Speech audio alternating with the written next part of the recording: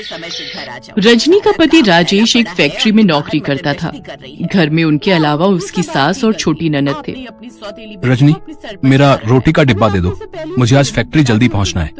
आज मालिक ने बड़ी नई मशीनें मंगवाई हैं, तो सबको जल्दी आने के लिए कहा है। राजेश बेटा, सुमन के लिए पंडित जी एक रिश्ता बता गए थे। मैं सोच रही हूँ बात कर लेते हैं। ठीक है माँ, इस सोमवार मेरी छुट्टी है, लड़के वालों को घर बुला लेंगे। क्यों रजनी, तुम बताओ। हाँ ठीक रहेगा, मैं घर पर ही कुछ अच्छा खाने का बना लूंगी। ये बढ़िया बात है। अच्छा मैं चलता हूँ। राजेश और रजनी दोनों में आपसी समझ बहुत थी। इसी कारण वो दोनों अपने परिवार को भले ही कम रुपयों में पर अच्छे से चला रहे थे। सुमन को लड़के वाले देखने आ जाते हैं। उन्हें सुमन पसंद आ जाती है और 6 महीने बाद की तारीख सुमन की शादी की पक्की हो जाती है। रजनी, सुमन की शादी के लिए पैसे भी जोड़ने पड़ेंगे। हमारे पास 6 महीने का समय है। चिंता मत करो, सब हो जाएगा। मेरी शादी की सोने की चेन और चूड़ियां मैं सुमन को दे दूंगी। जेवर का काम हो जाएगा। बाकी तो अभी समय है, हम शादी के लिए जोड़ लेंगे। सुमन, तेरी रजनी भाभी सचमुच कितनी अच्छी है। हाँ माँ, मैं भी यही देख रही हूँ। वो हम सब के बारे में कितना सोचती हैं। सब कुछ ठीक चल रहा था, पर कहते हैं ना, खुशियाँ और परेशानियाँ दोनों बिना दस्तक दिए आती हैं। एक दिन फैक्ट्री में मशीन पर कपड़ा काटते हुए राजेश का हाथ उसमें आ जाता है। राजेश बुरी तरह जख्मी हो जाता है। देखो रजनी, मैंने राजेश के हाथ के लिए अपनी तरफ से जो भी पैसे देने थे वो दे दिए हैं। बाकी इसका इलाज तुम खुद करवाओ। गलती ये मजदूर खुद करते हैं और भरना हम मालिकों को पड़ता है। पर मालिक, डॉक्टर अभी 2 लाख रुपए और मांग रहे हैं। अरे कितना दूं? 1 लाख रुपए तो मैंने लगा दिए। अब मेरे बस की बात नहीं है, अपने आप करो जैसे मर्जी। फैक्ट्री का मालिक बहुत ही बेईमान निकला। उसने सारी गलती राजेश पर डाल दी। रजनी के पास अपने जेवर बेचने के अलावा कोई चारा नहीं था। उसने अपनी पाई पाई राजेश के इलाज में लगा दी।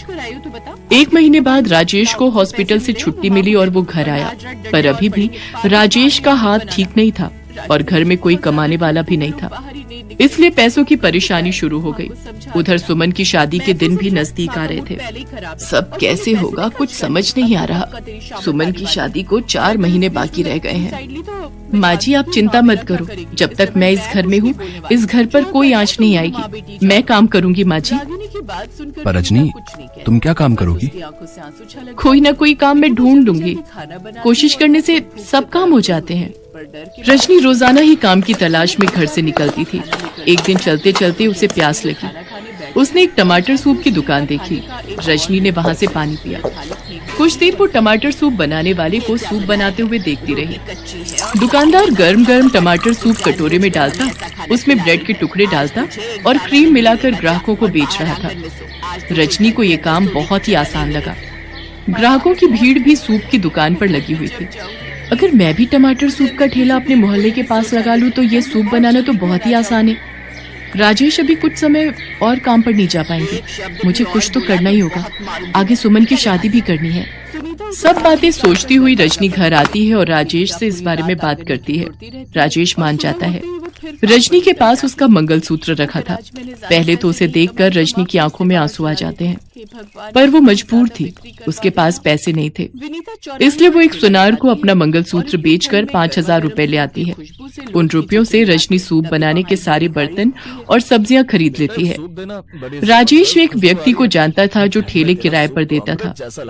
अब रजनी को बस सूप बनाना शुरू करना था। रजनी सारी तैयारी के साथ भगवान को याद करके अपना टमाटर सूप का ठेला मोहल्ले में लगा लेती है। धीरे धीरे ग्राहक रजनी के ठेले पर टमाटर सूप पीने आने लगे। शुरू में उसकी कमाई थोड़ी होती थी, पर जैसे जैसे रजनी ने टमाटर सूप और स्वादिष्ट बनाना शुरू किया तो ग्राहक बढ़ने लगे। रजनी बहू, अगले महीने सुमन की शादी है। मैं सोच रही थी कि कुछ खरीदारी शुरू कर देते। माँ जी, आप चिंता मत करो। मैंने 5 लाख रुपए की एक कमेटी डाल दी थी। इस महीने मैं वो कमेटी उठा लूंगी। फिर हम आराम से सुमन के लिए जेवर और कपड़े खरीद सकते हैं। बाकी रोजाना की कमाई से भी कुछ न कुछ बचत हो ही जाएगी। रजनी, तुम जैसी बहू पाकर हम सचमुच बहुत धन्य हो गए। तुमने इतनी परेशानियों के बावजूद भी हिम्मत नहीं हारी, बल्कि टमाटर सूप का काम शुरू किया। माँ जी, ये तो आपका और भगवान का आशीर्वाद है जो मेरा काम इतना चल पड़ा। अब आप चिंता मत करो, हम बहुत धूमधाम से सुमन की शादी करेंगे।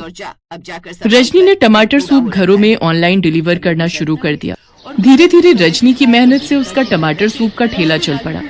राजेश की तबीयत में सुधार था, वो भी रजनी की मदद करता था और फिर दोनों ने मिलकर अपना सूप का काम और बढ़ा लिया और पैसे जोड़कर सुमन की शादी भी धूमधाम से कर दी।